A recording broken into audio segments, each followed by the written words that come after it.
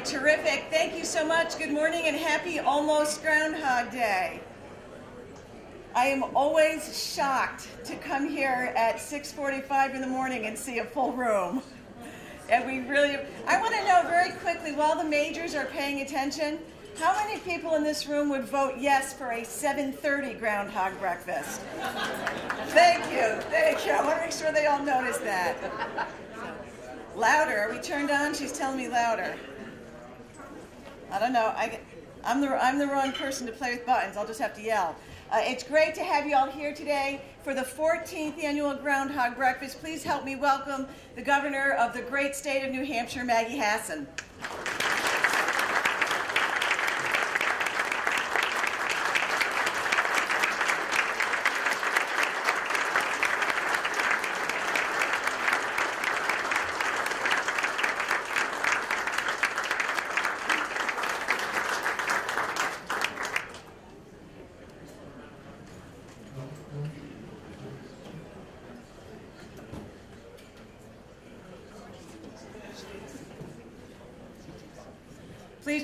Please remain standing for the honor guard.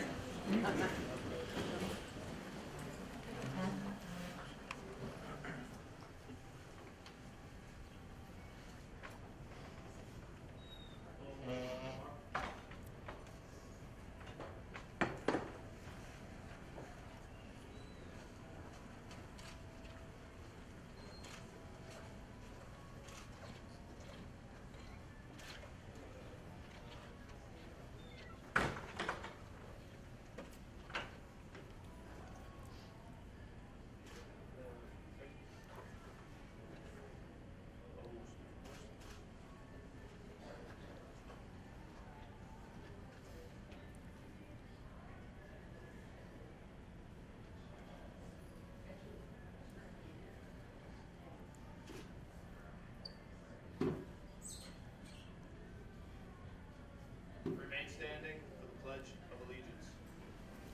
I pledge allegiance to the flag of the United States of America and to the republic for which it stands, one nation, under God, indivisible, with liberty and justice for all.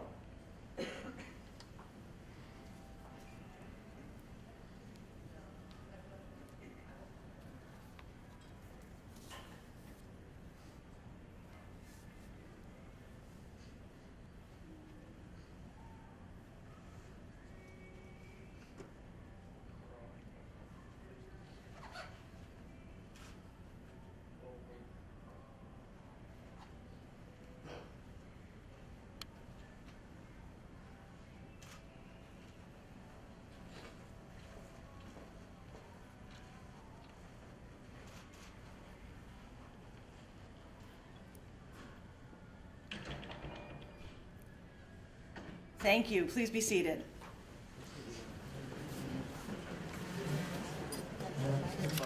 I'm going to ask you to begin by helping us welcome our honored guests. Joining us today at the dais, please help me welcome the President of the Chamber of Commerce of the beautiful city of Nashua, Chris Williams.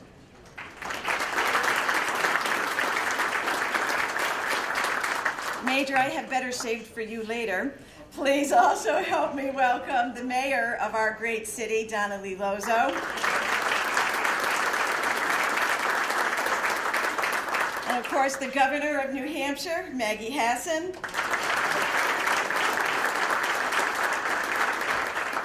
Salvation Army Commissioner, oh, I'm sorry, is he here? Is Todd Bassett up here?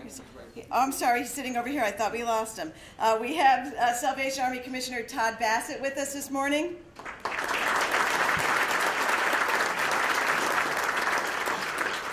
Major Labassiere, also, of course, from the Salvation Army. From Hometown Forecast Services, Rob Carolyn.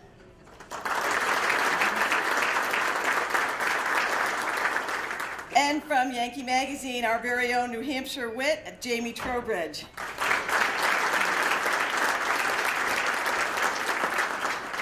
I'll ask you to hold your applause. We want to also thank very much a few special people who have joined us in the audience today. We have Nashua's own state senators, Senator Lasky and Senator Gilmore. We have some of our aldermen here this morning, Alderman Schoenman, Sheehan, Alderman Karen, Alderman Siegel, and of course, Alderman McGuinness. We thank them for being with us this morning as well.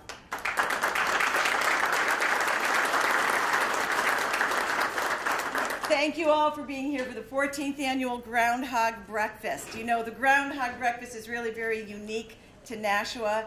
Its foundings are shrouded in mystery. Nobody knows who was the first person to say, hey, let's get up at 5 o'clock in the morning and go have breakfast with human-sized rodents.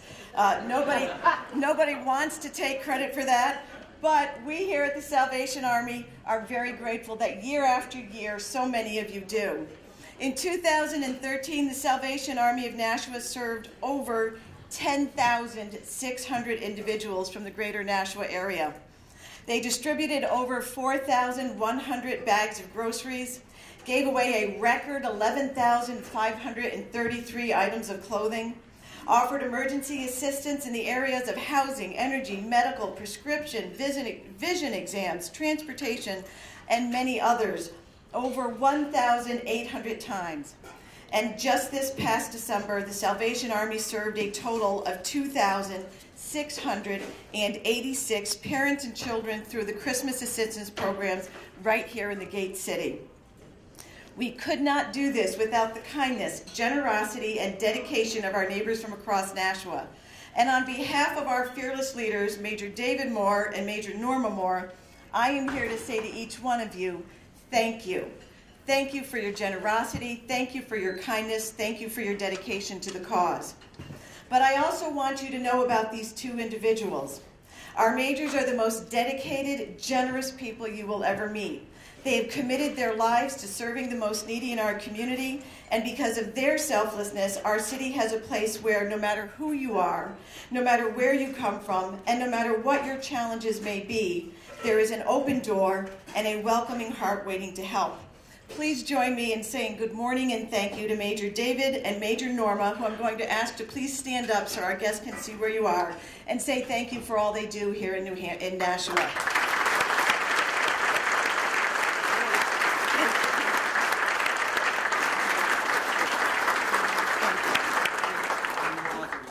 So yeah. And now for our invocation, please join me in welcoming Divisional Commander Major James Labassiere.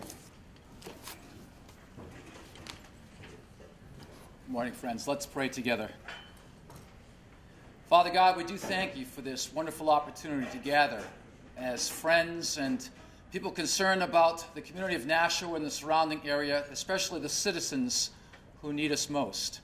We thank you, Lord, as we gather to recognize the service and achievement of several deserving individuals today. We thank you so much that there are those around us in our community that rise up to serve others at times of need or points of disaster, or just opportunities just to reach out to a brother or a sister in the community. We thank you, Lord, for safe travel this morning. We look forward, Lord, to a wonderful breakfast together. We pray your blessing upon us as we share the food, as we share the fellowship, as we recognize achievements, as we listen, Lord, once again to what's happening here in our community of Nashua. Bless what takes place, bless the food, bless those who would serve us the food today as well. In Christ's name we pray. Amen. Thank you. Please enjoy your breakfast and we'll begin the program shortly. And in the meantime, I want to remind you again that the silent auction is going to continue until about halfway through the program, so feel free to continue to browse over there and make sure you keep your eye on your favorite items and keep the bids going. Thank you very much. We're going to begin this morning, we're going to begin this morning with the presentation of the Adventure Corps Awards. Please help me welcome to the stage Commissioner Todd Bassett.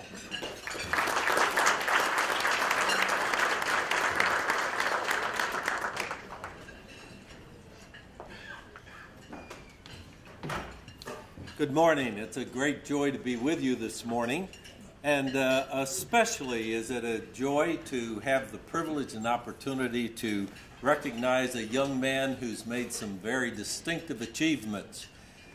Just very briefly, let me say to you that the Salvation Army takes great pride in the work that we have done through the years in what we call character building activity. There's a variety of programs that we conduct for children and young people, most notably that you would be aware of, and I think you're going to hear more of it in just a little bit. but we run a place called Camp Sebago, which is just one of 46 summer camps that the Salvation Army operates around the world, or throughout the country. In addition, at every single one of the 1,234 centers that the Salvation Army has, similar to Nashua's, we conduct what we call character building activities. Some places have huge gymnasiums, other modest community rooms, but at every place we are concerned about the character and the well-being of children and young people. Most notably, just to drop a couple of names, you may be aware that a man named Julius Irving, who wasn't a bad basketball player, learned his skill at a Salvation Army Community Center. A young man who played for the Dallas Cowboys, Emmitt Smith, carried a football for the first time down in Florida at a Salvation Army Community Center. Other young people, not a bad trumpet player called Phil Smith, who's the principal trumpet player for the New York Philharmonic. He'll be retiring this year, but Phil learned how to play his trumpet at the Salvation Army. So through the years, there are many people who have experienced some wonderful life-changing experiences in Salvation Army program. Now, I have not met Mike Dolan, but I understand many of you know Mike, and he was the man who conducted what we call the Adventure Corps here in Nashua, and worked with a young man. And there are many of us who succeed, others who excel, and then there are those who just kind of blow the lid off. And Peter is a young man who literally has blown the lid off of earning badges and recognition in the Salvation Army's Adventure Corps program. He showed me his badge, his sash this morning, and I think he's earned them all. And this morning it's going to be my privilege to present to him, most notably, something that as the national commander of the Salvation Army a few years ago, I never had the opportunity to present to anybody. But there is a National Commander's Award, which means that not only does he need to achieve multiple levels, but then the God and family, the God and church, and the National Commander's level with 4 stars has to be earned. And at this time, I would like to have the privilege of asking Peter and his parents to come forward so that, and I'll ask the flag bearers to come over here and we will make the presentation.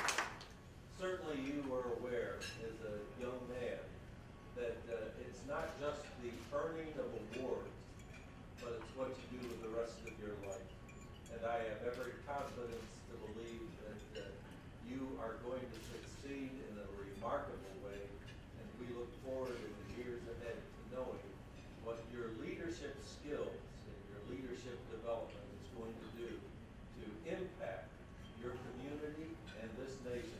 May God bless you. Thank you.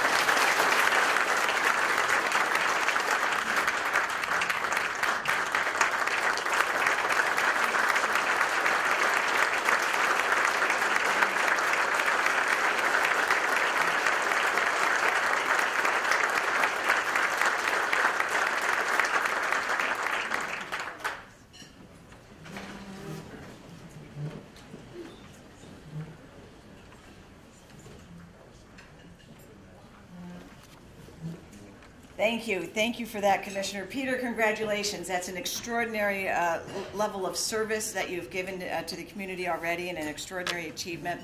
We're very pleased to continue the program this morning, continuing with a Groundhog Breakfast favorite from the Hometown Forecast Services. Please help us welcome our very own weatherman, Rob Carolyn.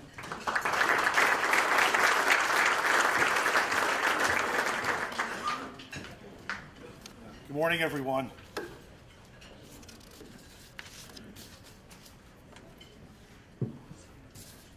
When I first started doing these, I didn't need the glasses. I tell you, we've been doing this for a while.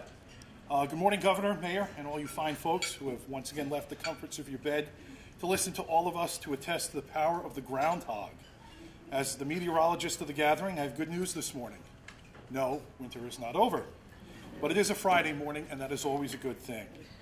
Another good thing is the work that the Salvation Army does. I just think back to how cold it was last month, going in and out of different places, getting ready for the Christmas season, and all of the bell ringers who were standing out in the cold. And if that's not dedication, considering that they are volunteering to help others, I don't know what is.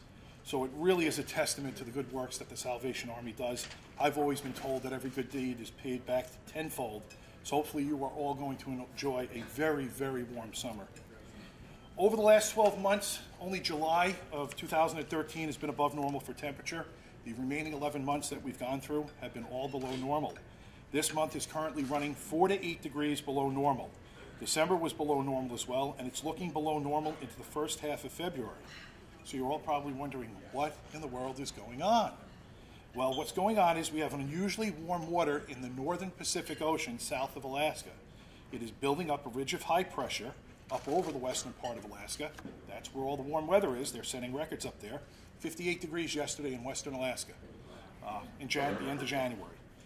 So what's happening is it's causing the jet stream to bend out of Canada, and it's delivering cold air continually into the central and eastern United States. We also have some colder than normal water off the coast of the Pacific, California and northern Mexico.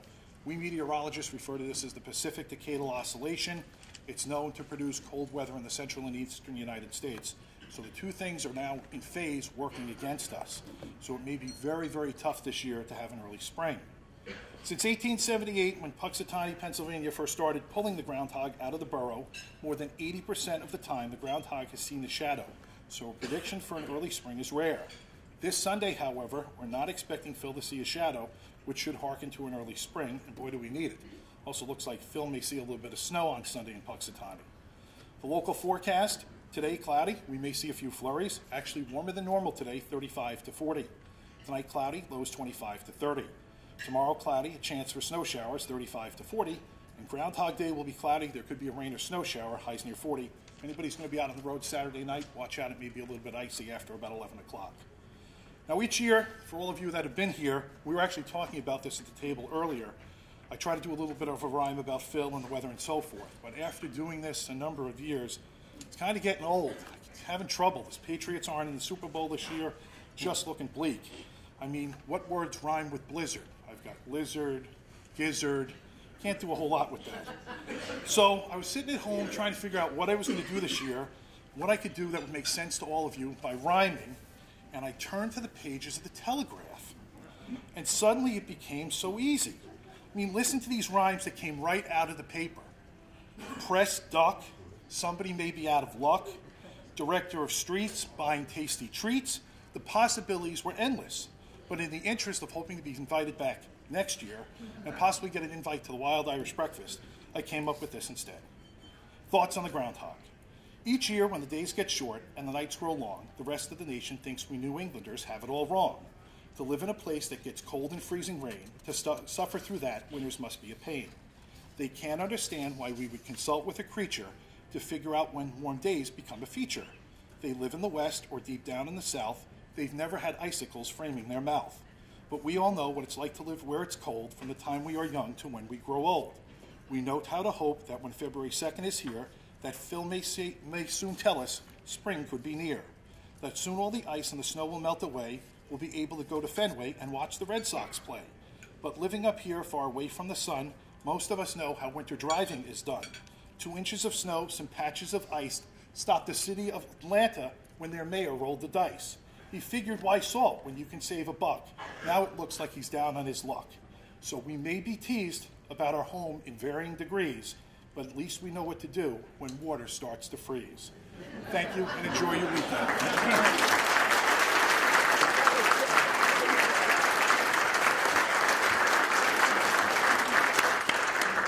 Terrific. That was terrific. Thank you so much.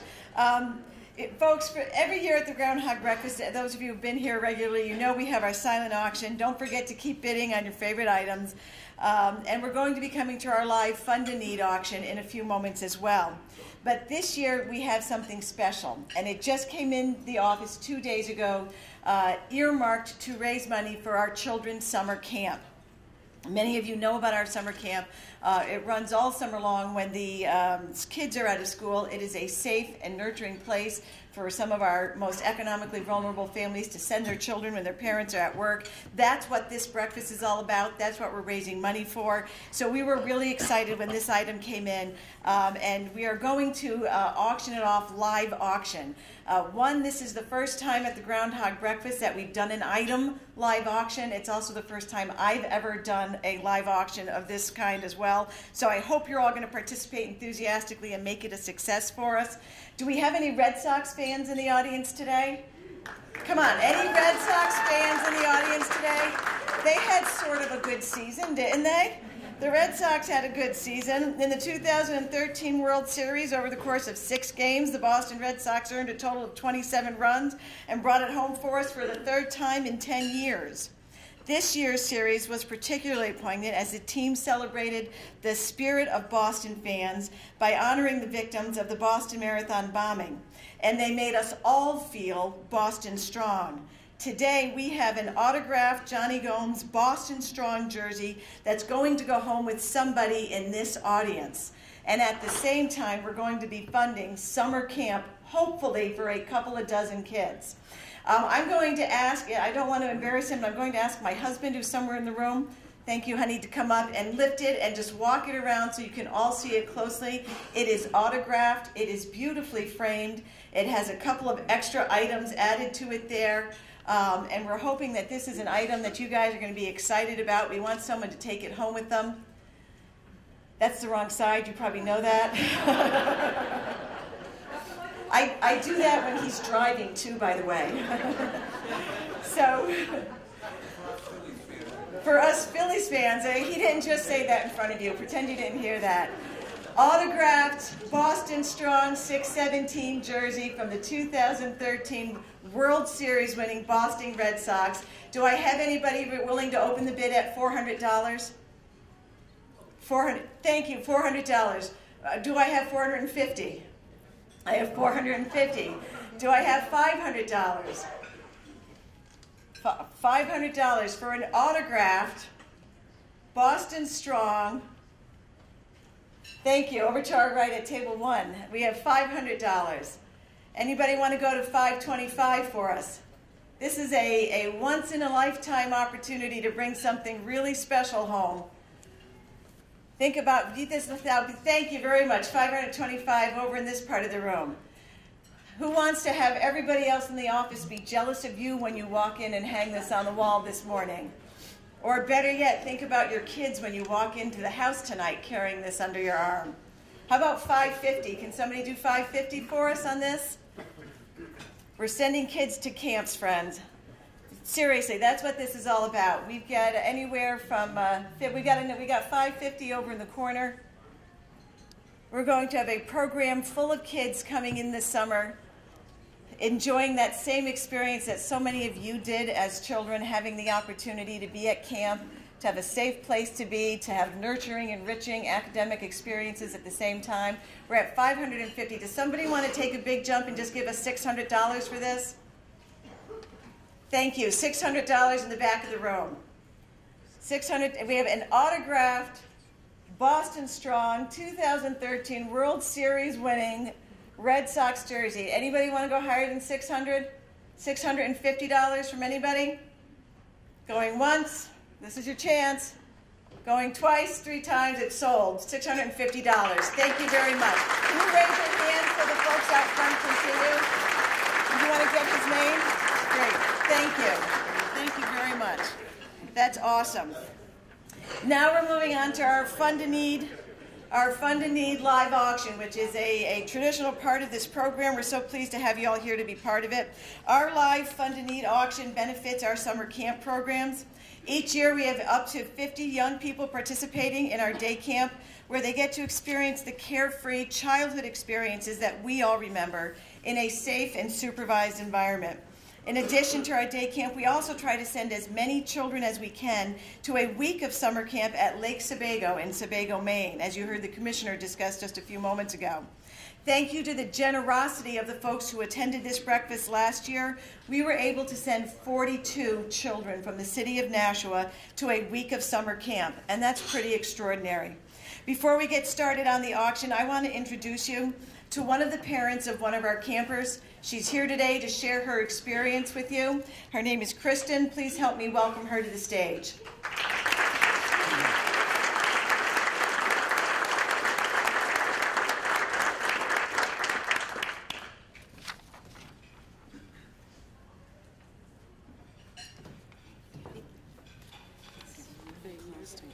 It's okay. Get really close to the microphone. Hi. So my daughter's going on 4 years with the program. This is going to be our 4th summer camp, and we love it.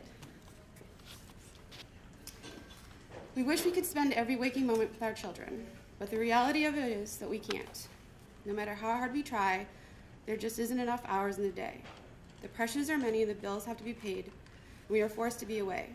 Although we sometimes regret it and kick ourselves for not being there for every moment, it's a relief to know that there's a place out there that cares. A place or group of people that I cherish having on my side, saving me from the added stress and worry that comes along with leaving my daughter under someone else's supervision. When she is here, I don't have to fill my head with what ifs and I wonder, because I know my daughter is the best of hands. Majors David and Norma, along with Amy and her staff, have been supplying Justine with the life lessons she needs in my absence. Instead of plopping down in front of the television or roaming around the neighborhood unsupervised, the Salvation Army is providing a safe and happy atmosphere where children are free to express themselves and learn without negative influences that sometimes plague a child whose mind is allowed to wonder and be influenced by his or her peers.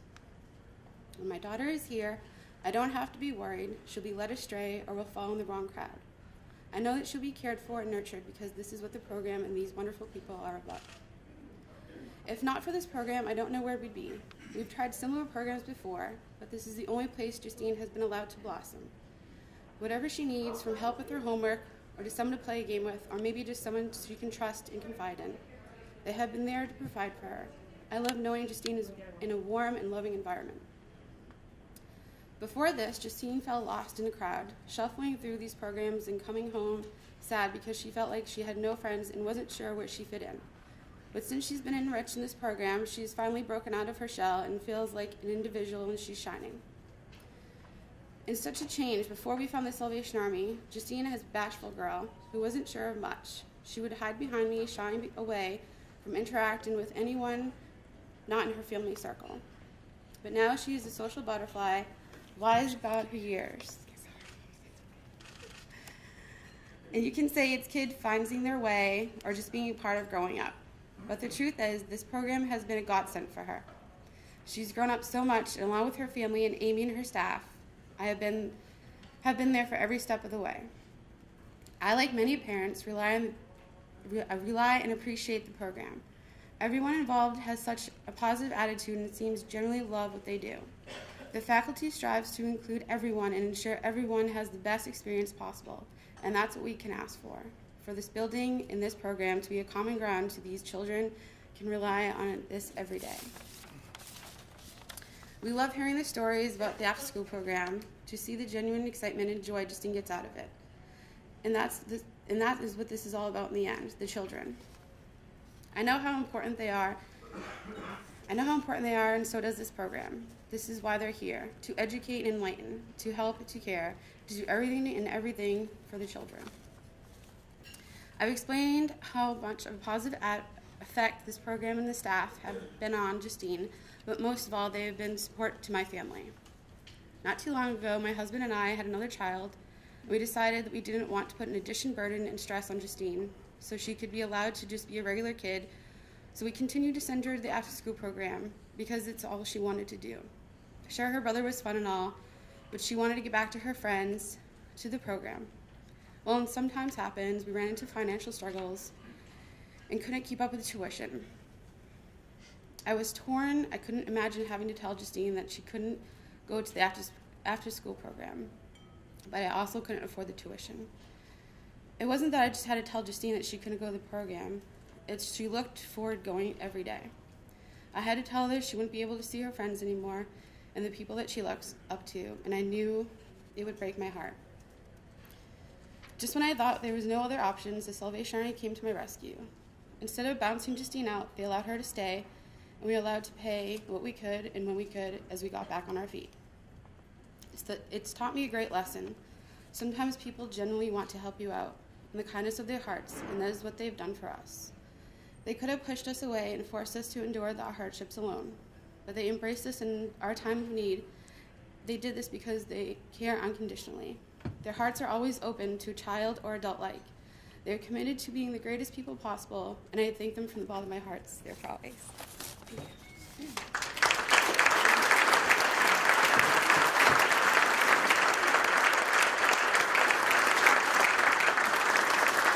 Thank you, Kristen. That was beautiful. Thank you very much. And now we're going to get started with our Fund a Need auction. Friends, this is how we fund the summer camp. This is the only fundraiser that we have all year that is focused on funding the summer camp program for Justine and other children like her throughout the community, where this camp is not just an opportunity to go and have some fun in a way that their parents might not otherwise be able to provide it for them. It's also a safe place for them to be during those hours when their parents have to be at work. We all know what it is to be a parent, worried about where your children are and who they're with and what they're doing. And the Salvation Army is able to provide a fun, enriching, nurturing, safe environment for these children. But this is how we fund it right here. This is how we make it happen. So we need you all to participate. On your tables, there are the little two-part forms right near the middle there. You can fill those out. The way this is going to work is you're going to grab a pen and start filling that out right now before we even get started. We have 3 levels of giving. You'll have the opportunity to sponsor a child for the whole summer, or to sponsor a child for a week, or to make a contribution that can be combined with others to sponsor children for camp this summer.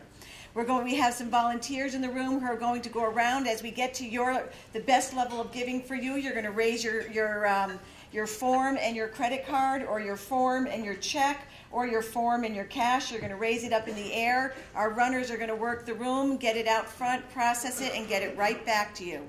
This is not Target. There will be no credit card security breaches. I promise you it's safe in our hands. We're going to process it and get it right back to your table very quickly. This is how we make it happen. This is not my first year standing at this podium for the Salvation Army, but it is my first year standing here as an employee of the Salvation Army. And I have to tell you that never in my 50 years have I been as impressed by people or an organization as I have been in the last year, seeing firsthand what these folks do every single day for some of the most needy, vulnerable people in our community. And this summer camp program helps children right here in your neighborhood, right here in your community. You would be surprised. They probably live right down the block from you. They need a place to go. The Salvation Army gives it to them. So I'm asking you today to help us help them continue to make it happen. We're going to start at the top of the level here. Can you support a child for a summer of summer camp at $600? I know it's a big ask. I know it's a big give. But as I said, this is how we make it happen. And there are literally children out there who will have nowhere to go if we aren't able to keep this program going. So I'm going to ask you right up front, is there anybody here who's able? Thank you, sir. We want to get our runners in the room and moving. We have keep your arm high in the air. We have a gentleman over, somebody turn that table number sideways. I can't see the table number. Thank you. Over here, table 4. I saw another hand went up at table 9. I have another hand up at table 1. Can we have more runners? We have table 1 is over here. Anybody on this side of the room at $600 for one child to go to camp for the summer? Did I miss any hands? One more. That's awesome. 4 people sending a child to camp for the summer. Thank you so much. That's awesome.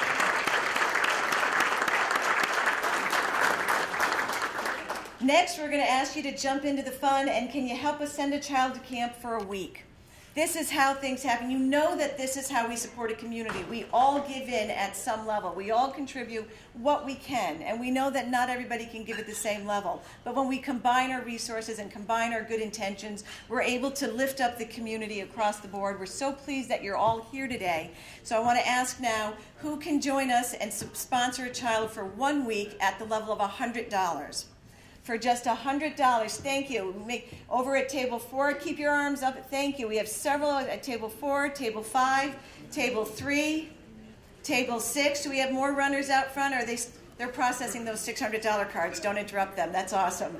Please, if you're sponsoring and we haven't picked up your form, keep your hand in the air. We have more at table 3 row and table 5. We don't want to miss either one of those. There are several up at table 3. Over to my left, I see folks at table 13. I see folks here at the firefighters table, but I don't see the number there, so I'm going to thank you. At table 12, keep your hands up in the air. We don't want to miss you. Do I see somebody over here at table 14? Thank you so much. And we have 2 at the dais. Thank you to our mayor and the governor right here stepping in to help us out. The credit cards, she's good for it. I heard she was good for it. Thank you very much. Anybody else, keep your hand up. We don't want to miss your card. If you're in at $100, please, and I missed you, please get your hand up still. Did we get everyone from table 3? I don't want to miss anybody. Awesome. You got. We still have somebody at table 12 and someone at table 17. Do we have an extra runner who can pop over to this side of the room before they head out the door? And over to the far side at table 17. If we have one more, we have over the 100. Don't lose it. And we also have one at table 9 as you head. I know we got you zigzagging all over the place. We don't want to miss a single $100 contribution today. And up here at table 14. And another one at table 1. Thank you very much.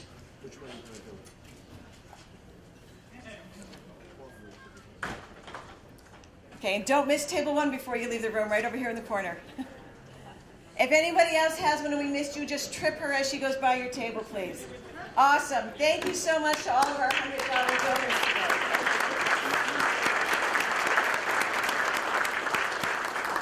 today. Okay, this is where the magic happens, folks. I hope that we're going to be able to see full participation before we're finished here today. When we combine what you can do with what others can do, we will be able to fill that camp. We'll be able to hit that 50-child mark and make sure that every single child who needs or wants the opportunity will be able to have it.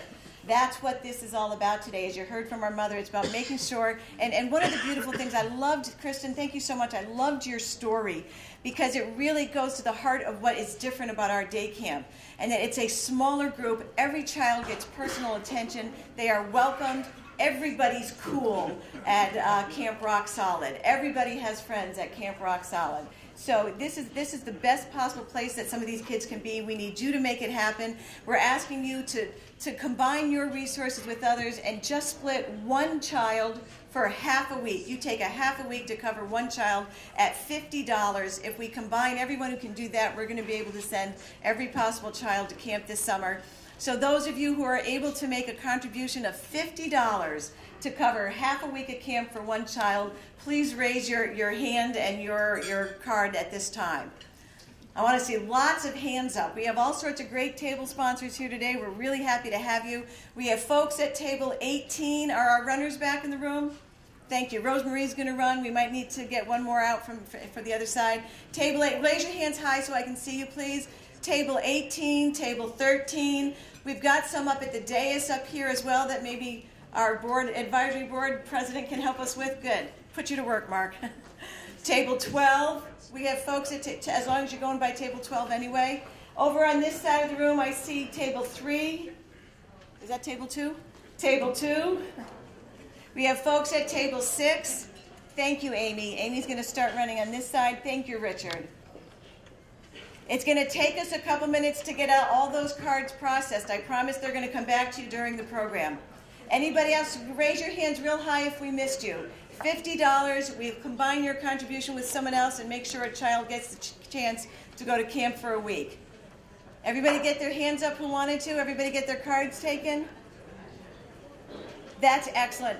Friends, you are making it happen in the great city of Nashua. We are so grateful for your support. Thanks to you, we are going to be able to continue to send these children to summer camp this year. Please give yourselves a big round of applause. Thank you.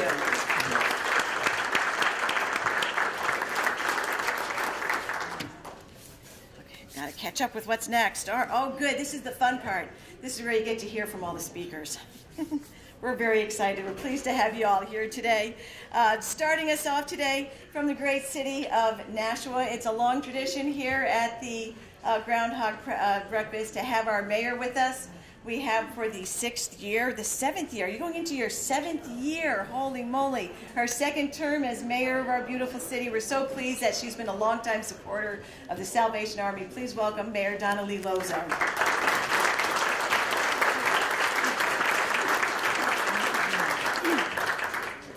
7 years feels like yesterday, doesn't it?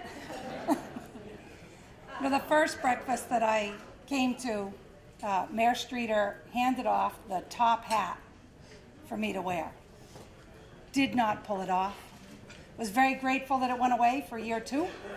So having had all men for mayors, the top hat was always pretty easy till later. But I'm happy to be here this morning, and Peter, very impressive to have somebody your age that is willing to find the strength to be who you are amongst the challenges that you have today. You reflect beautifully on our city. Thank you so much.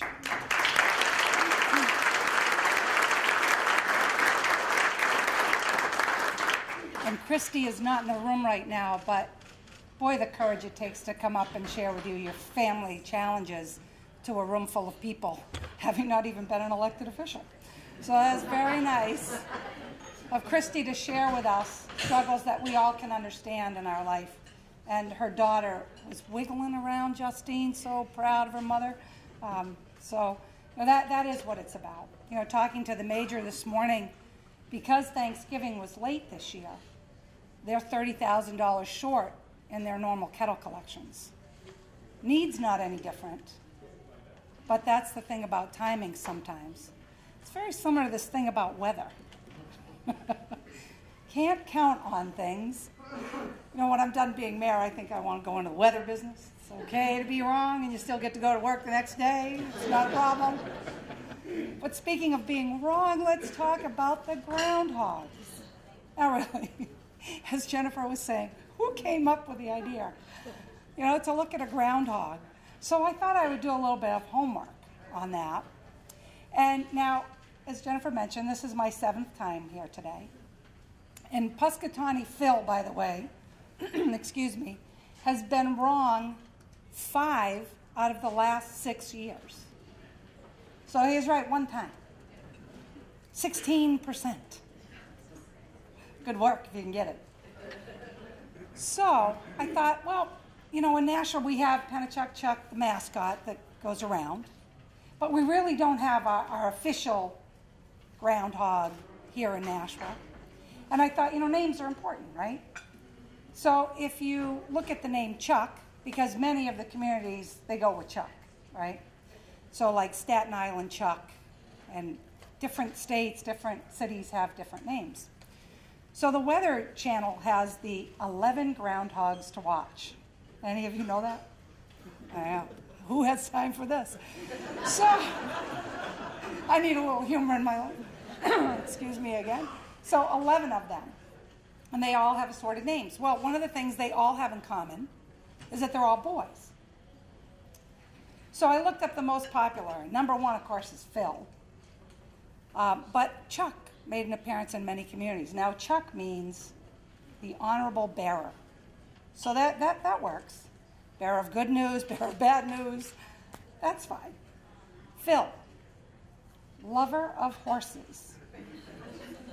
That's not helping us out much. So I thought, well, if we coin a name for an official groundhog for Nashua, now Nashua's not an easy name to match something up with. And I thought, let's be different. Let's look for a girl. Yeah. That's Carolyn Schilt, that's no surprise. So how about Nashua Nadine? Because Nadine means hope. Not a bad thing. But somehow it doesn't have this little ring going on. How about Gate City Grace? That means blessings. And I think all of us could use some of that. And rather appropriate for the Salvation Army, I thought. So maybe we could play with that a little bit. So Salvation Army, thank you for what you do in the community. We are always a better community when we find a way to work together, when we partner for our community's best interests, and we, of course, are judged by the people that we help that are less fortunate than us. We are only as strong as our weakest link, and it is my pleasure to be in the company of our firefighters who have partnered with the Salvation Army for so many years, together serving those people that get into trouble. And for my colleagues that are here this morning, why don't you stand up, because you're kind of mixed in the crowd. My colleagues, and in case you don't know what that means, aldermen, I consider you my colleagues.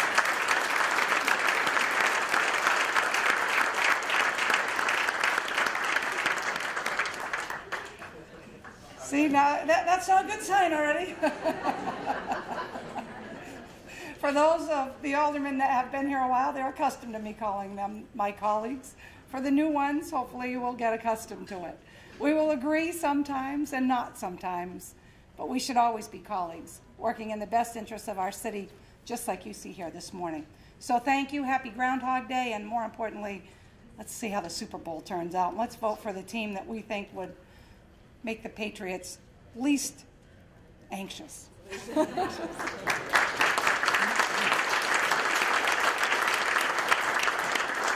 Thank you so much, Mayor. It's my pleasure to introduce our next speaker. Again, it's a long tradition that the governor of our state joins us at this breakfast every year. We are very pleased to have her back for the second year in a row. Please help us welcome with greetings from the State House, Governor Maggie Hassan.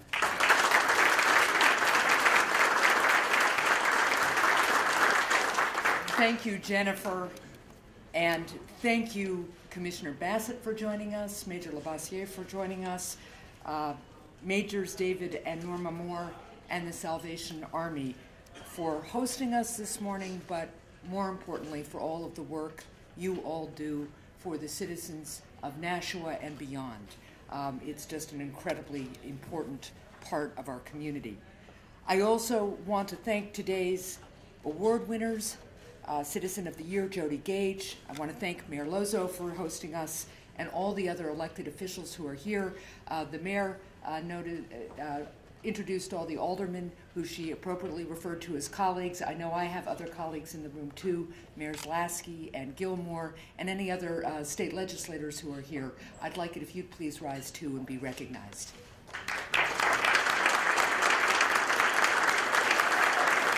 Just you. Betty, are you the only one who gets up this early? Apparently. Chris Williams is also here from the Greater Nashua Chamber of Commerce, a group that does so much good work for the city. And again, the ripple effect of all the work you do is felt throughout the state. So I'm very, very grateful for your work. Rob Carolyn, thank you so much for the weather information and the weather forecasts.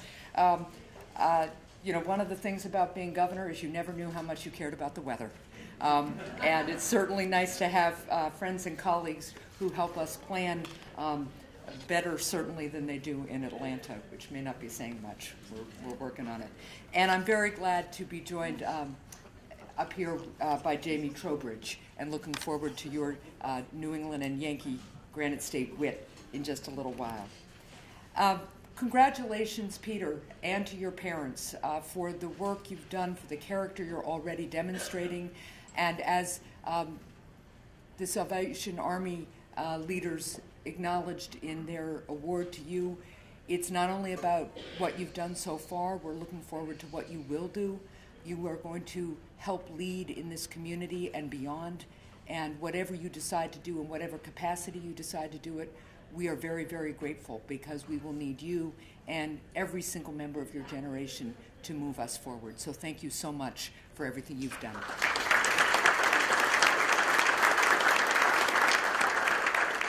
And boy, do I like the name Camp Rock Solid.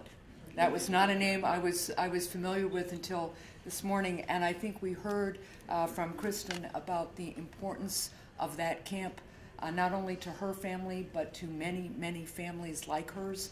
I'll echo my congratulations to those of the mayors, to her for being willing to get up and share her story, to be willing to demonstrate what I think we know about every parent in the Granite State and beyond. We want what's best for our kids. We want our kids to be included. It's not just about kids fitting in, it's about what knowing that your kids are fitting in and blossoming does to an entire family. You know, you can live like any other family when you feel like every other family, and more than anything, I think that that's what Camp Rock Solid does and the work of the Salvation Army does. So I really am grateful to Kristen, who I see isn't here anymore, but I really want to thank her for coming up and speaking to all of us, and for reminding us about the importance of just finding a way to make sure that every single individual in the Granite State can reach their full potential and know that they're included and know that they're honored. So thank you again for that. We're here because we all care so much about what the Salvation Army does, the importance of its work in giving back to our communities, and the importance that we all feel when we're able to participate in that.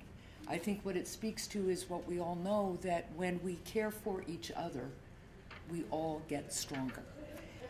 The impact of the Salvation Army's programs, just to name a few, for the state of New Hampshire, it has a wonderful emergency service, disaster services team, assisting first responders, providing aid to victims. It promotes and hosts weekly youth activities like the camps you hear about, after-school programs, especially in the music and the arts. And it really, in doing all of these things, exemplifies the all-hands-on-deck spirit that I think is what New Hampshire really is all about. I'm very pleased to be here for this Groundhog Day tradition.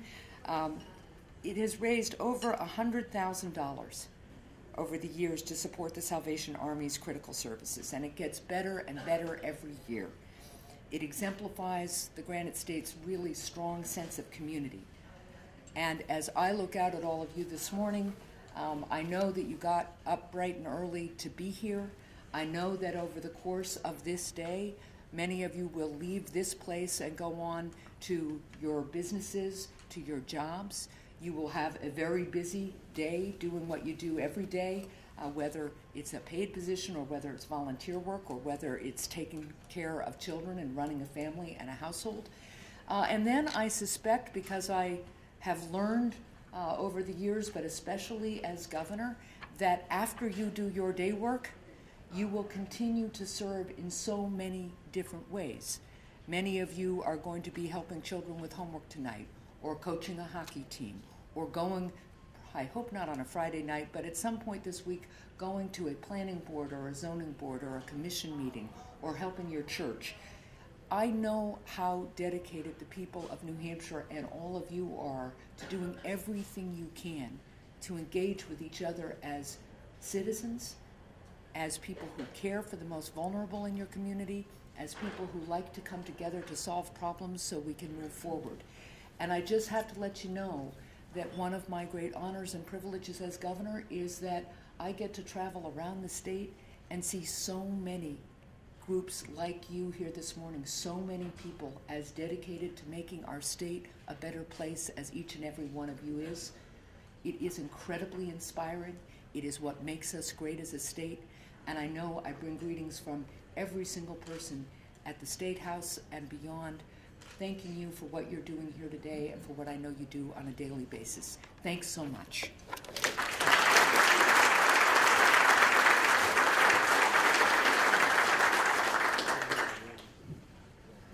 Thank you very much, Governor. It's a pleasure to have you with us this morning.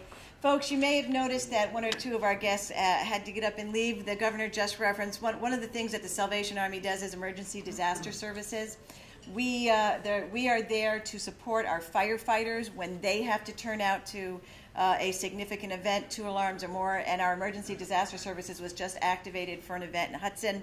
So we certainly send our prayers to anybody who might be involved in whatever's happening in Hudson this morning as well. It is a pleasure for me to introduce our next speaker for you this morning. I am guessing that probably everyone in this room knows this gentleman. I'm privileged to call him a friend. We are lucky to have him here in Nashua after spending some time working in the Senate President's office, then a few years at the Manchester Chamber of Commerce. 8 years ago, he came to Nashua as the president of our own Chamber of Commerce. He has been made an invaluable contribution to our community, and it's our pleasure to welcome him for the first time. And now that you've said yes, we'll expect you at 6:30 on a regular basis. For the first time to a Groundhog Breakfast, Chamber of Commerce President Chris Williams.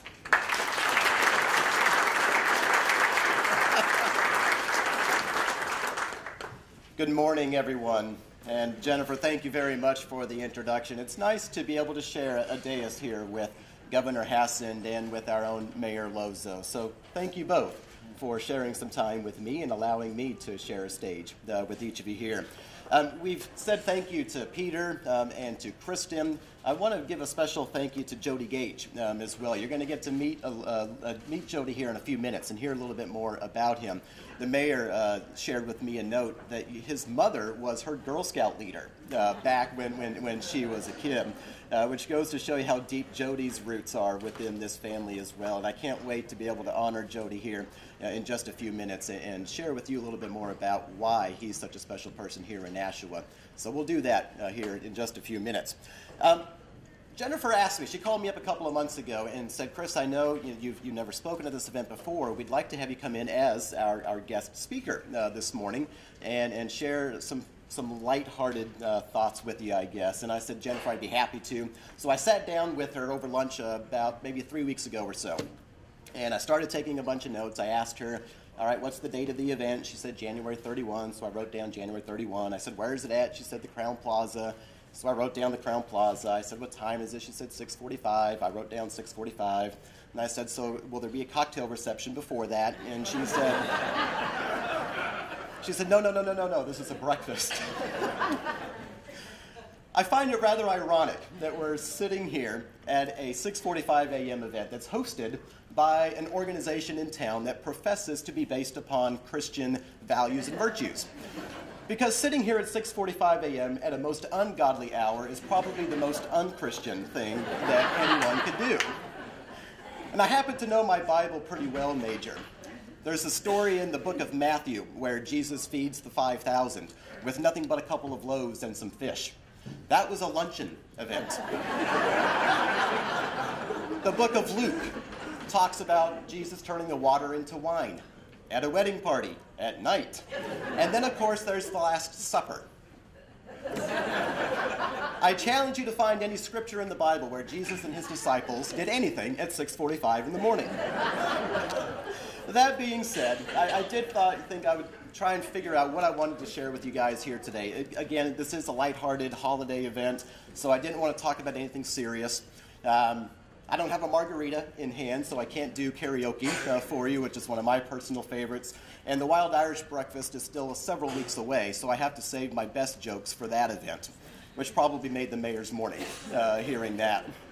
So I thought I would steal heavily from one of my favorite literasts in American history, and that is Mark Twain, and share a few remarks about our weather. After all, Groundhog Day is built around the weather, and that's why we're all here this morning. So, ladies and gentlemen, I am here to share with you this morning that I reverently believe that our Creator, who made all of us, also makes everything here in New England, except the weather. I don't know exactly who does it, but I'm pretty sure there are some sort of weather apprentices who sit in Jack Frost's factory. And it is their job to experiment and make all sorts of mistakes, practicing their weather techniques on New England. And then when they get good, they get licensed by Jack Frost and they go off to other states across the country to do a whole lot better job of providing their weather. And suffice it to say, it seems states like California and Florida do a whole lot better job of driving a hard bargain with their weather makers than we do here in New England. Our winters are bad enough, but in truth, the springs can be just as bad. Anyone from another part of the country knows that when you come up here, you can literally see 136 different weather patterns within the space of 24 hours. That's no lie. All of us many of you who've grown up here know that already. I'm from Texas originally, and I've come to learn that New Englanders are very patient and forbearing, for the most part. But it is a little known fact that every year New England murders more poets than anywhere else in the rest of the world, poets who come up here to New England and write nonsense gibberish like Beautiful Winter. These poor poets tend to be very casual visitors to our area who bring with them their romantic notions of sledding down glistening snowbanks, not knowing that those of us who live here have a very different view of those same snowbanks that we shovel out of our driveway every winter. Someone once said that the most serious charge one can bring against New Englanders is not our elitism, but our month of February. Sam Champion is one of my favorites, who does the weather on Good Morning America, and he does a very good job of it. You can see him with a lot of confidence and bravado as he points to the weather patterns in the West Coast and down in the South and up into the Midwest, and then he comes over to New England. He never gets it right, as we already know. The forecast that he always predicts is one that never actually seems to suit the rest of the day.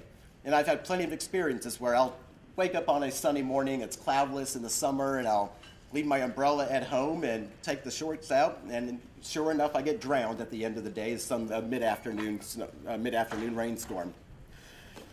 It's a very peculiar thing here, but it's also a place that I would never want to trade for anything else in the world.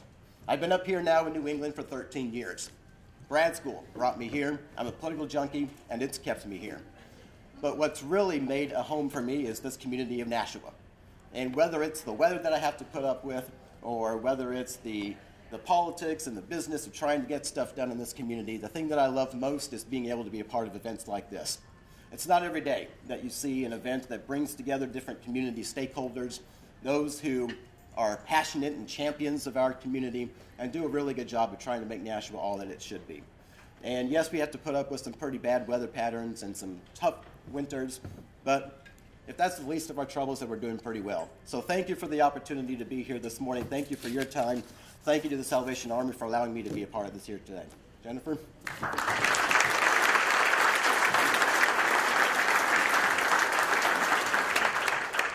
Thank you so much, Chris. That was awesome. Get writing. 6:45 next year. We'll be here. Folks, we're going to now, this is kind of the fun part of the event for those of us who work at the Salvation Army. We get to recognize those people who are so generous and so giving to the Army throughout the year.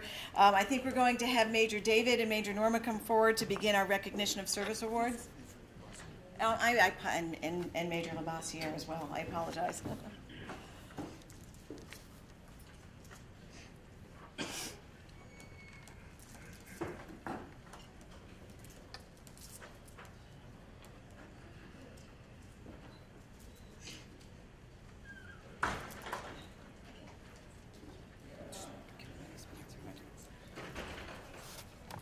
first, we have 2 community sponsor awards. Again, individuals or groups that reach out in the community to assist the Salvation Army and again in our mission and what we do.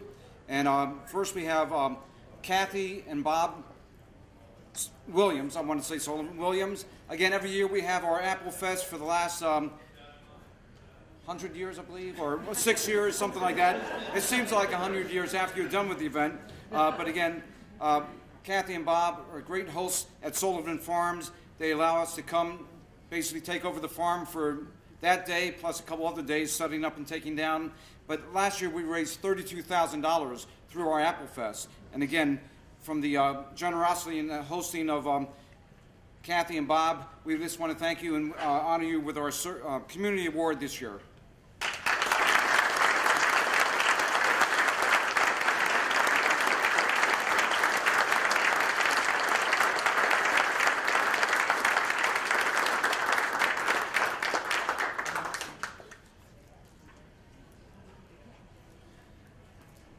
And our next community sponsor award, and again, for someone who's getting a little bit older, I do have trouble with this. You know, in the age now where we call everything iPhone or iPad, MyBox, they were our sponsor. They sponsored our 5K race. They also brought their storage box to the Apple Fest, and also at Christmas time when we needed extra storage for the toys that came in, my box was there. So again, my wife every day would say, "Have you seen my box?" I said, "No, dear, it's our box." But sorry, my humor. Anyway, I keep trying. One of these days I might get it right. But we want to honor also my box and thank them for all their help that they do in the community.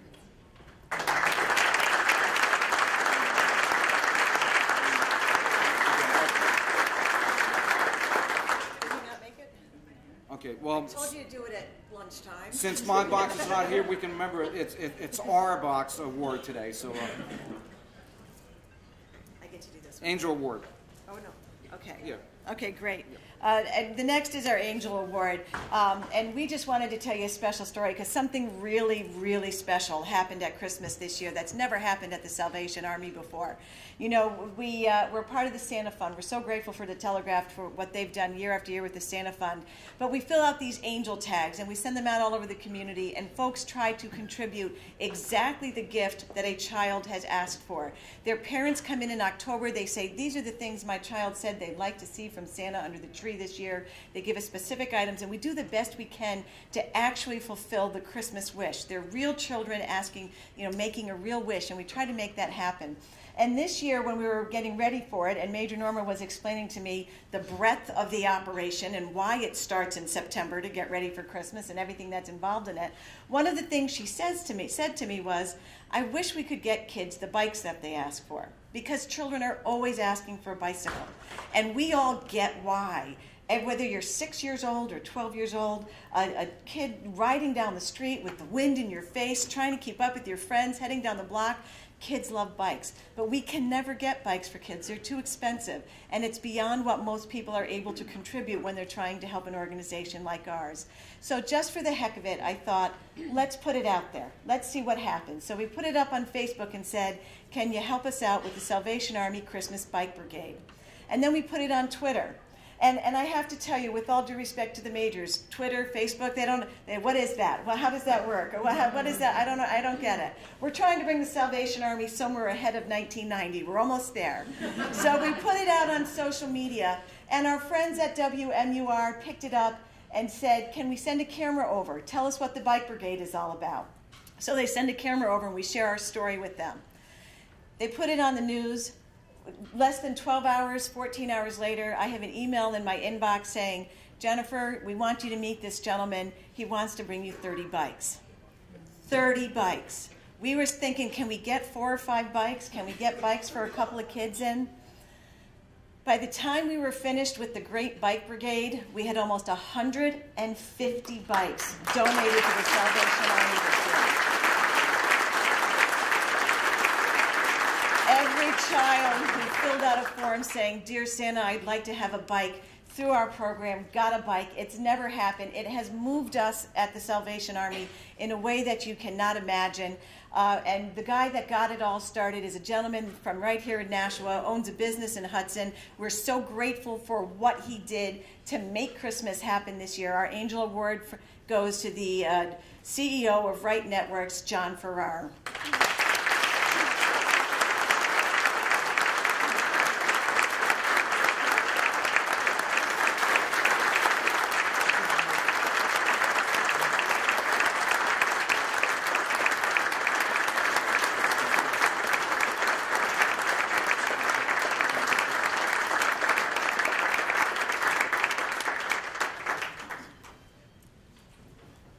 Next, our Bell Ringer Award.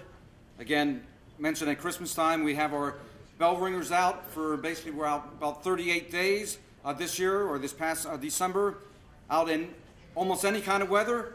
And we do appreciate all those in the room that have volunteered to go out either as individuals or with your companies or organizations. So again, we thank you. Each and every one has been out ringing the bells.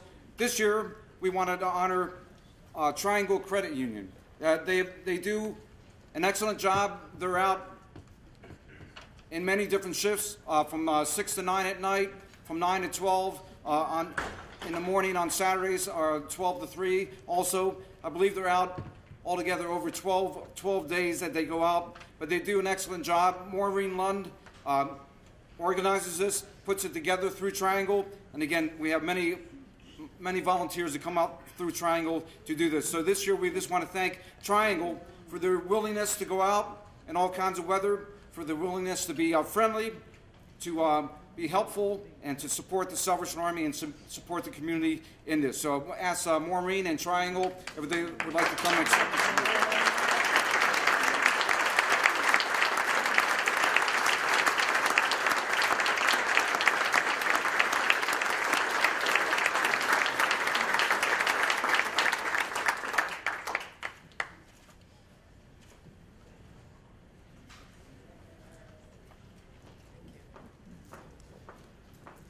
For the Advisory Board Member of the Year Award, again, any Advisory Board members that are here this morning, would ask if you could stand a moment.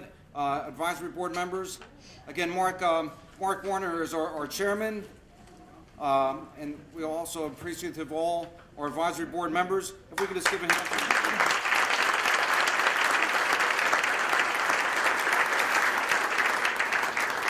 Again, Mark Warner is our chairman, and also is the chairman of the Groundhog. Does a great job with this, and again, we appreciate that and thank you. Our other big fundraiser for the year is the Apple Fest. Again, we hold that in October at Sullivan Farms, and again, we thank the Bob and Kathy for their willingness to host that. But we just want to thank this year Lisa Kruger. She's fairly new to our board, but she has jumped right in on the development committee, actually the chairperson of the development committee, and she really jumped right in and took over or helped to take over. There's so many people that are involved, but she really spearheaded I want to say Groundhog Breakfast, the Apple Fest. Thank you very much. Did I mention my age is showing sometimes? Apple Fest. But we want to honor Lisa with the Advisory Board Member of the Year this year for all her hard work with the Apple Fest and all that she does, again, to support the Salvation Army.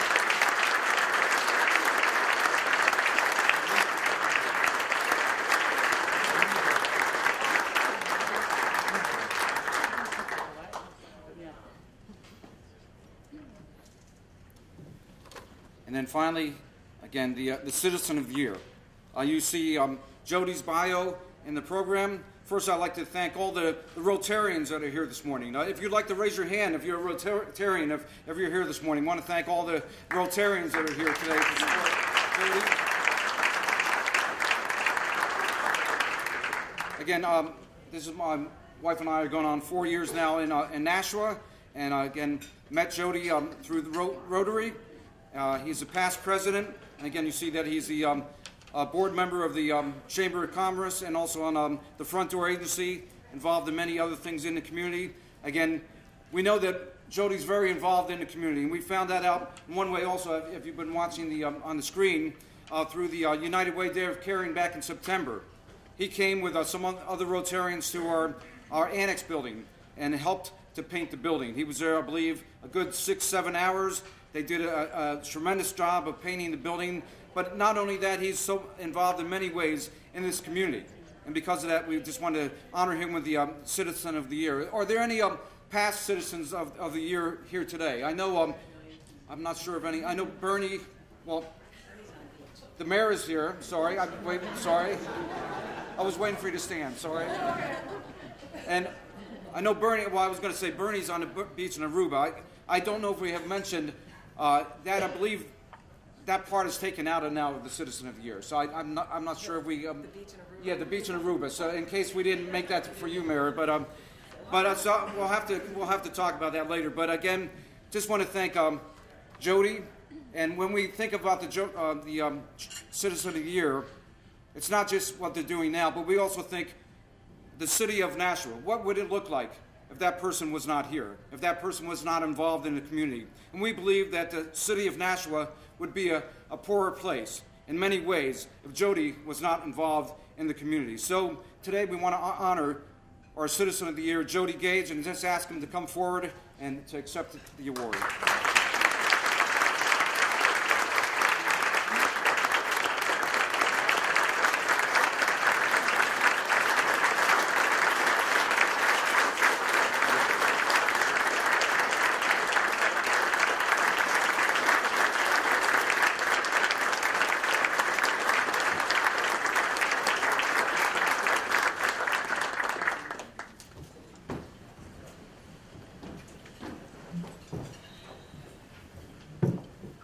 I know some of my fellow Rotarians out there are cringing right now. It's like, get the microphone away from him. We've seen him before.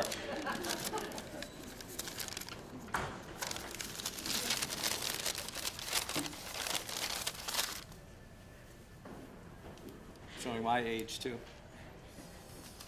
Well, good morning. What time is it? Oh, my gosh. Wow, imagine my surprise when I found out I was the only one of the 6 finalists who agreed to show up this early. I think that's how I was a shoo-in. First thing I did when I found out that I was being selected was to see who the past recipients were. So I started to scroll down through. John Lynch, former governor. Wow. Terry Williams, president of the Nashua Telegraph, former. Mayor Donnelly Lozo. Wow, what company am I in? Where do I fit into this group? Mo Samard of Triangle Credit Union. Then I got down and said, oh, Tom Jenkins and Bernie. I could do this.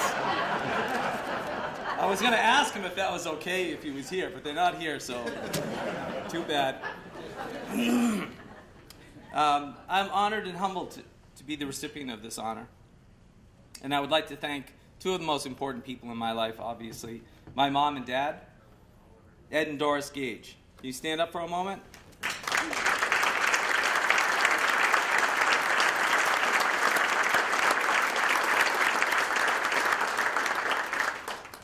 I thank them for teaching me to appreciate my community and showing me, through their example, that we need to give back and to always be willing to lend a hand to those who are less fortunate than us.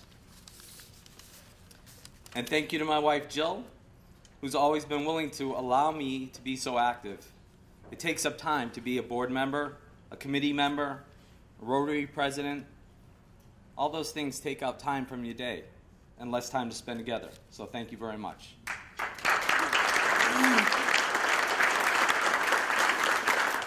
And my brother couldn't make it, but my sister is here.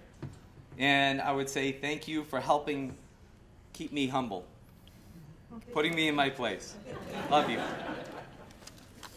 And obviously, in a big thank you to the Salvation Army and Major David and Norma Moore, because this breakfast is all about the Salvation Army, and it's all about the work, the great work that it does in our community.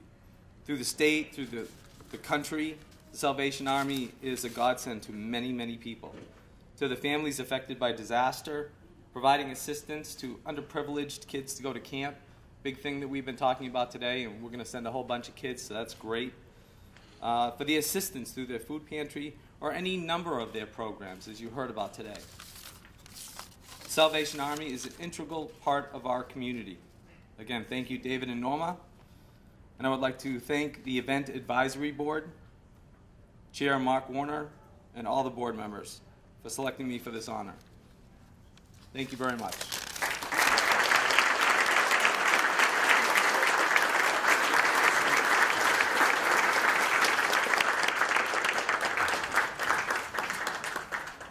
Excellent. Thank you so much, Jody, for everything that you do to make our community a better place to raise our families in. We're going to try to shift into high gear here. We've got just a few more things to do quickly. I'm going to ask Maureen maybe to find out who is out at that table. It's time to close the silent auction and get the sheets ready so we can announce our winners in a few minutes.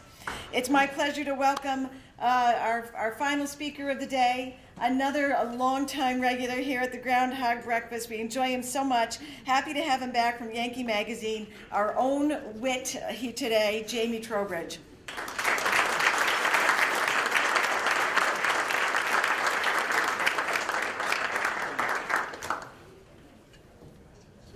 Thank you, Jennifer. And I've been announced as the wit, but there's been so much wit from the head table. I don't know if I can hold the bar here.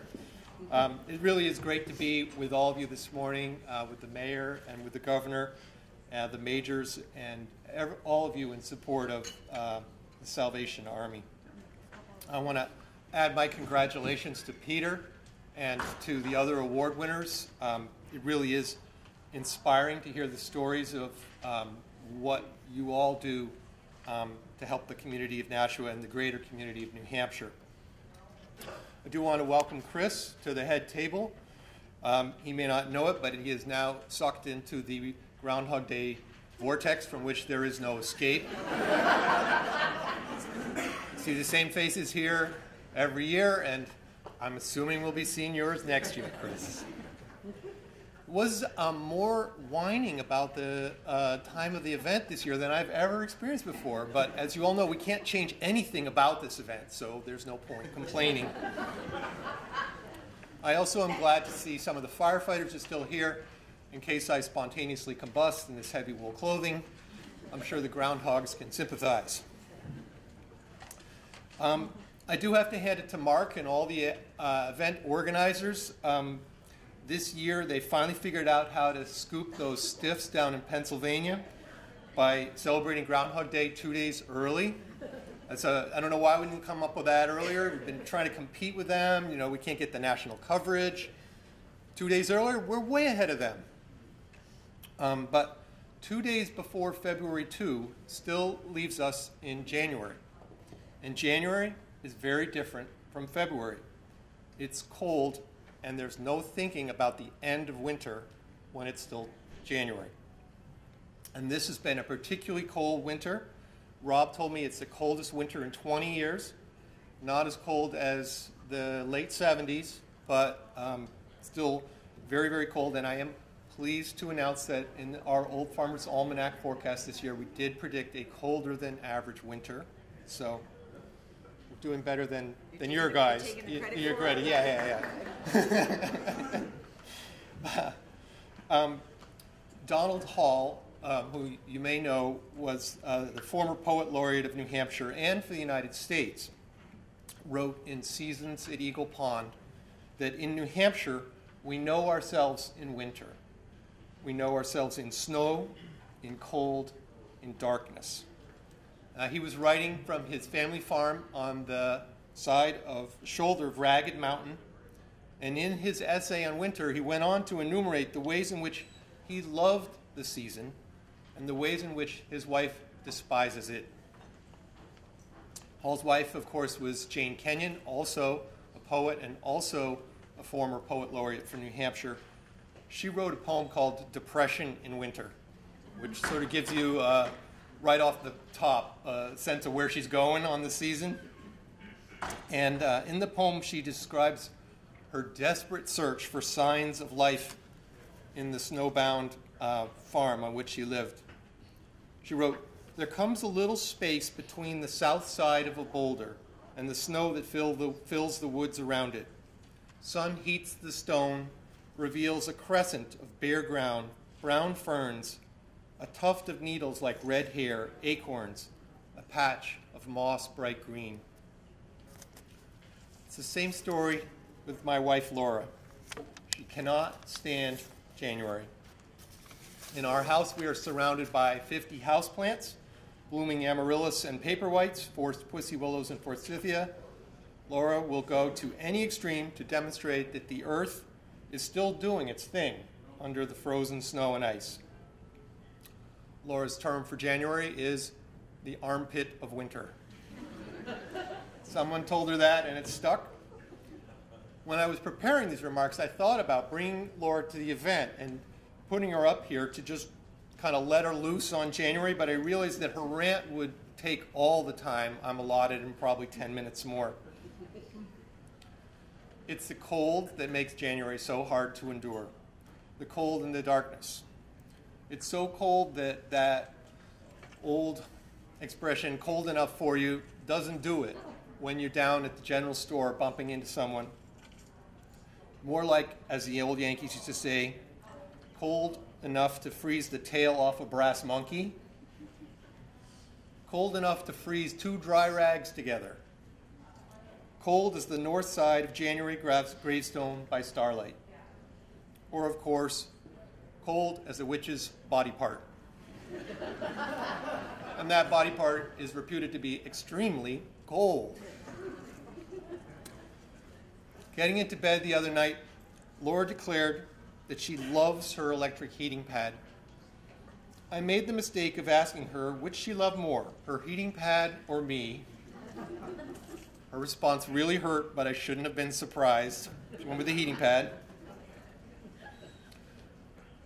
One way to keep the January cold in perspective is to remember how hard it was to endure the cold in the old days. Laura and I have been reading aloud at night from the book Spiked Boots, which is Robert Pike's stories of loggers in the North Country, logging camps in the winter and logging drives in the spring. It's a fabulous book. It just makes you really appreciate how rugged the original New Hampshire settlers were, and you actually don't have to go back that far in time to get to it. The last pulp drive on the Androscoggin was in the 1960s. But anyway, working all winter in a logging camp in Stewartstown, that was cold. But asking Laura to keep the January cold in perspective usually backfires. I say, look how cold it is up in Stewartstown. And she goes, yeah, look how warm it is down in Jamaica. But sometimes I can at least get a chuckle out of her. So here's a tale about dealing with cold in the old days here in New England. And this is from my uncle Judd Hale's book, Inside New England. Judd Hale, as you probably know, is the editor-in-chief of Yankee, and he spoke for many years at this event. One of the few who escaped the vortex. And he was researching old legends. And he went up to northern Vermont, to Montpelier, to investigate the legend about deliberately freezing old people during the winter months. The legend had it that every year at the time of the first deep freeze, usually in December, but could have been in January, the residents of Wrightsville and Middlesex, small towns just outside of Montpelier, would hold a dinner in the town hall. And at one of these, they invited a reporter from the Boston Transcript, which at that time was the Boston paper, who reported that after the dinner, the old people went outside, took off their clothes, and lay down on pine boughs. And actually what they did is they made this sort of stack of old people with pine boughs in between. And by morning, they were all frozen solid. So that's the legend, right? And, well, actually, the reporter was then invited back for a similar dinner the following spring, in which old people were brought back inside. They were kind of immersed in some warm water, not too hot, don't want to shock them. Give them a little brandy, and then they came around and they were fine. So that's the story. Is it freeze them? Thaw them. So Judd went up there. He said, you know, I want to check into this legend. And he found a general store outside Montpelier run by an elderly man and his wife. And he told them the story of the legend, how the old people were frozen and thawed, and asked if they'd ever heard of it. And they said, yeah, they've heard of it. And he said, well, what I want to know is, do you believe it? Do you believe they used to do this? And the woman said, oh, sure, we believe it. We believe the whole thing. And then after a short pause with a twinkle in her eye, she says, except for the thawing out part. Old people, frozen, solid, for good. So if it were up to Laura right about now, she would put me outside to freeze, go outside for the winter, and come back in April and hopefully thaw me out. I need to defend against that for at least one more day, because once we get to February, Laura says, at least there's hope. The average temperatures in February are actually not really better than January, but there's a huge difference in the daylight. We gain an hour and 10 minutes of daylight between February 1 and February 28th. And that little boost in daylight, as Jane Kenyon wrote in her poem, can heat that stone and reveal that crescent of bare ground that demonstrates the promise of spring to those who are desperately seeking it. So, you see, it's come to this. We gather each year to celebrate Groundhog Day, the day when we look forward to the arrival of spring, but forget spring. Today, while it's still January, after this cold, cold winter, what I'm looking forward to is the arrival of Groundhog Day, when at least there's hope. Thank you.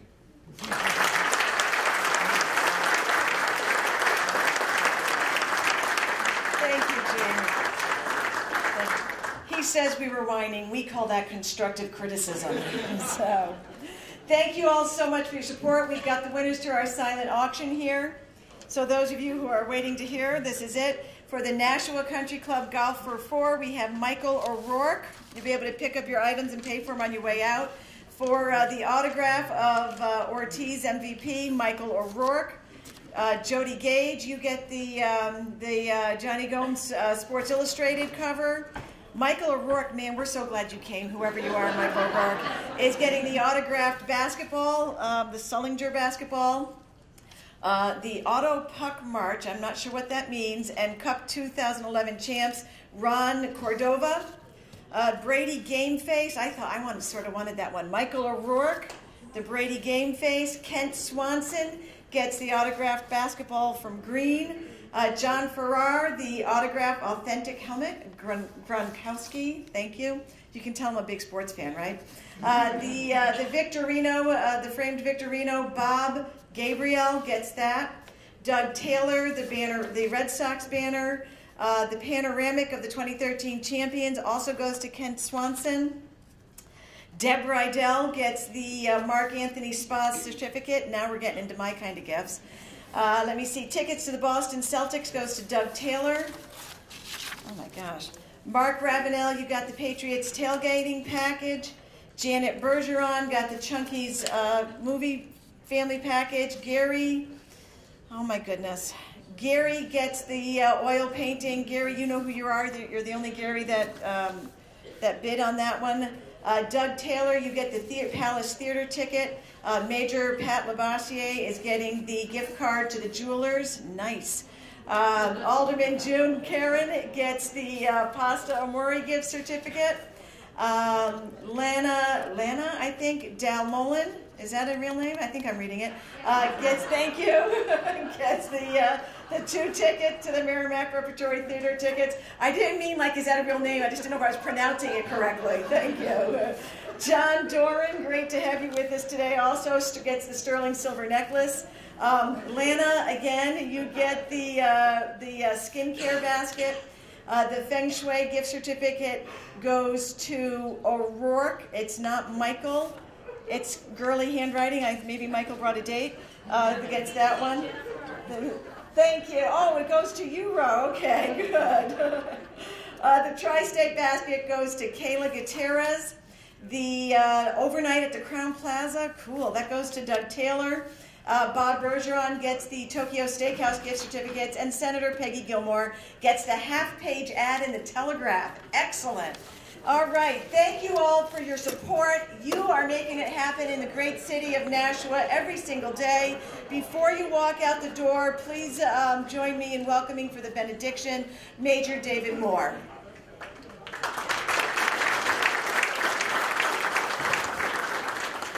Again, on behalf of the Salvation Army, we want to thank each and every person that's here today. Again, thank you for your support today, but throughout the year, what you do in the community. And I just want to mention to Chris also about, I believe it is biblical to meet at 6:45 in the morning.